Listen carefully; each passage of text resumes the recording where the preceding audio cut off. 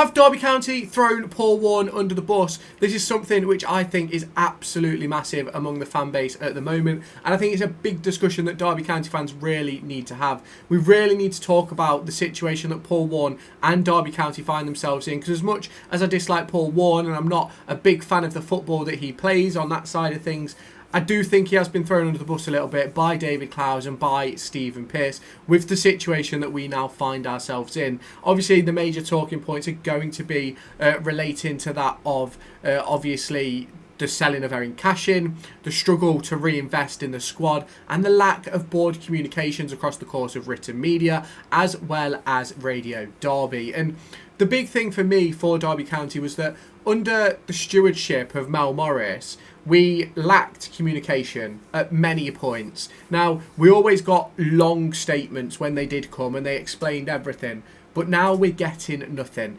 And I've seen across the course of social media, and I'm sure this is what prompted this discussion on social media, that other teams like sporting directors, directors of football, chief execs have all come out and discussed how they dealt with the transfer window and how they did things. And Derby County obviously haven't done that. Now, obviously the big conversation about this is going to be, what can Derby County do and what can they say about the transfer window? Now, for me, it's really important that the likes of David Clowes and Stephen Pearce, or even the head of recruitment, come out and discuss why we were unable to bring in the players that we needed to bring in. Now, obviously, yes, we brought in 4 players, but we also lost probably 7 or 8 when you think about injuries, sales and things like that. So we are in a little bit of a predicament at Derby County, and ultimately I feel like as much as Paul Warne is under pressure and should be under pressure,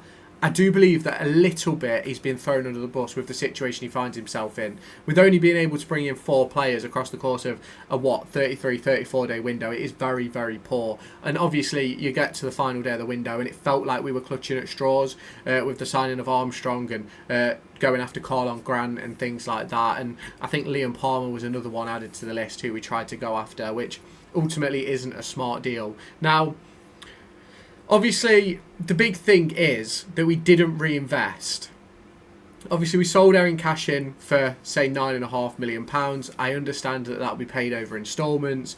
Obviously, Derby County can do those instalments as well. I've had people tell me that we can't based on our administration and things. But ultimately, these are club-to-club deals. It's not to do with credit lines or anything like that. So Derby County should still be able to do that if they are willing to and if other clubs are willing to. Now, ultimately, if they can't, it doesn't matter. They should still be able to find ways to pick up players. Now, we obviously spent £4 million on Langas, which will obviously have come out of that budget. We spent £250,000 on Matt Clark, is the rumoured fee. And obviously, Selverson was about £800,000, rumoured to be rising a little bit higher than that as well.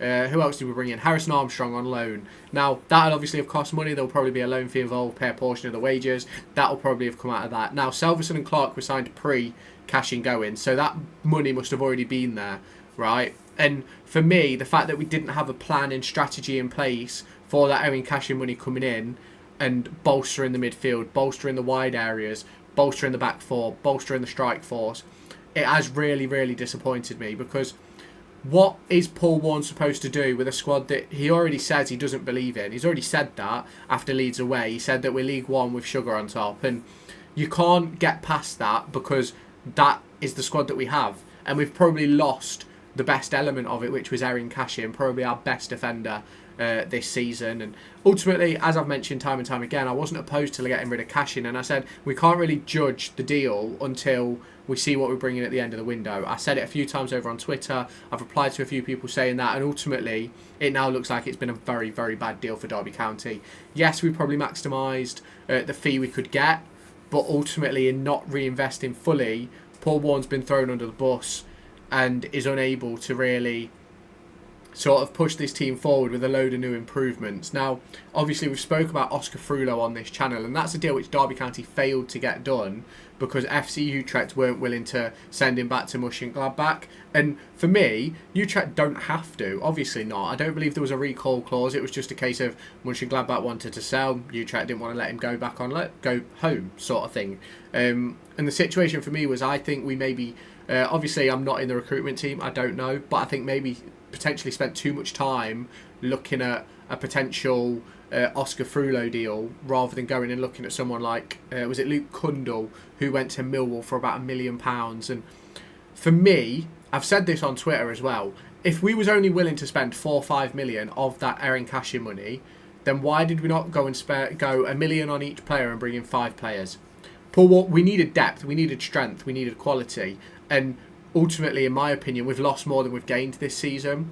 Now, going on to sort of board communications and things like that, it's something which we've spoke about a lot when it comes to previous eras, when it comes to the Mel Morris era and things like that, was a lot of the time we were kept in the dark of the situation the club found ourselves in, and then we'd get given a statement which always seemed to be contrary to the truth when you look back. But obviously at the time you read it and you think, right, he's the owner, he knows the situation. And Derby County haven't been given any sort of comms from the board, the recruitment team, and I feel bad for Paul Warne because I feel like he's going to have to do it tomorrow. He's going to have to be that bridge between the board and the fans, which I think is ultimately, I think it's wrong, because yes, he can have his opinion and he can give his side of things, but ultimately it's the board that make the decisions, and the board is Stephen Pearce and David Clowes, and ultimately, in my opinion, they need to sort of have their say to sort of take sort of that sort of responsibility away from Paul Warne. Now, I'm just jumping over to Twitter to make sure nothing's come out as of right now, and as I'm looking over there, nothing has come out, and it's one of those for me where how can David Clowes come out towards the end of January, I think it was about the 19th, maybe the 20th, came out with a statement to the media saying that they won't be forced or pushed into sacking Paul Warne, and then obviously at Christmas backing Paul Warne again, saying that they're going to reinvest in the transfer market, and ultimately up until the point where Cashin sold, we'd only spent £800,000, because I'm assuming the Clark deal was set up because of Cashin going, and you've got to sort of look at the bigger picture and go, he's claiming reinvestment, he claimed at the start of the season competitive budget, he's backed Paul Warne, but ultimately, has he really? People are going to talk about the 4 million signing of Langas, which ultimately could be an amazing signing come the end of the season. It could be. I'm not going to turn around and say that it's not going to be, because ultimately it's too early to judge. He's not stepped foot on the pitch, and it's pretty similar to how I view Selverson. He's played, 3 games?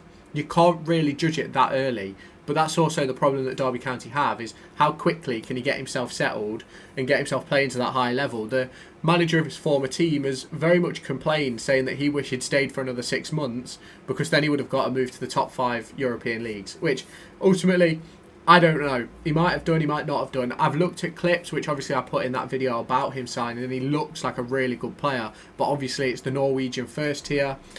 What is the quality of that in comparison to the Championship? What is the quality of that in comparison to those other top 5 leagues in Europe? Now, for me, we are going to have to see. And realistically, David Clowes, Paul Warne, Stephen Pearce are banking on that deal being perfect, solidifying the ship, and Selverson going and scoring 8 more goals before the end of the season, which all win us games. Because realistically, I think we probably need 5 more wins. A few draws, obviously, but I don't know where those wins are coming from, and this is where we're going to need that improvement, and that is sort of one of the reasons why I feel like Paul Warne's been thrown under the bus by the communications that have been given from the board to the media, and then the way that things have actually been handled, because ultimately the players we've brought in could be absolutely phenomenal. They could be. I'm not going to turn around and say they aren't, or they're not going to be by the end of the season, but we're not going to know that until it's either too late, sort of thing. We're not going to know if Selverson was a good signing, really, until the end of the season. Same with Langas. Clark, you already know, is a drag and drop. Armstrong, again, we're not really going to know how good he is until he's played 6, 7, 8 games. I think we've only got 16 games left. We're in a really, really poor position as Derby County fans, and as Paul Warne, as the manager, he must... Now, I know there was problems at Rotherham with the exact same thing when it comes to funding, right? And I know people always use that when they say, oh, well, the reason we're in the same situation as Rotherham is because he's not had the investment here, blah, blah, blah. But do you know, just by signing Zetterstrom in the summer, that is more money than he's ever spent on a player throughout Rotherham. I believe I did a video on it a few months ago, back at the start of the season, where I assessed Paul Warne's Championship credentials, and I think, if I remember rightly, he'd only spent about £1.5 million as Rotherham manager across the course of his entire time there. Now, ultimately, there is a lot of undisclosed fees, which means that fee could be higher.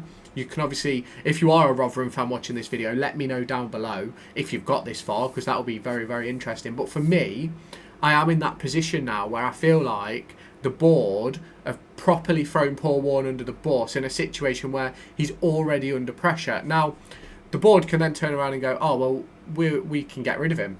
And that would be amazing, I think. I think we need a change.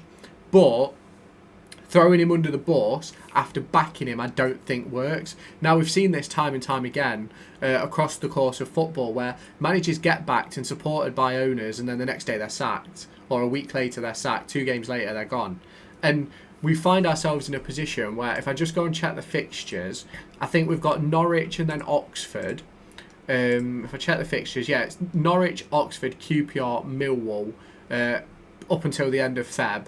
And we're in a situation where I personally could see a world where Tuesday night, Wednesday morning, we could see Paul Warne being removed from his position, or Paul Warne walking away. Because I know that I don't think he'll sort of walk away based on not being given the funds or anything like that. I think it'll be more to do with fan pressure. And I understand that he believes he's getting the most out of the group, but a lot of people disagree, and I've made that point clear. So, obviously, let me know your thoughts down in the comments, what you think about this. Do you think Paul Warne has been thrown under the bus, or do you think we're looking too deep into it?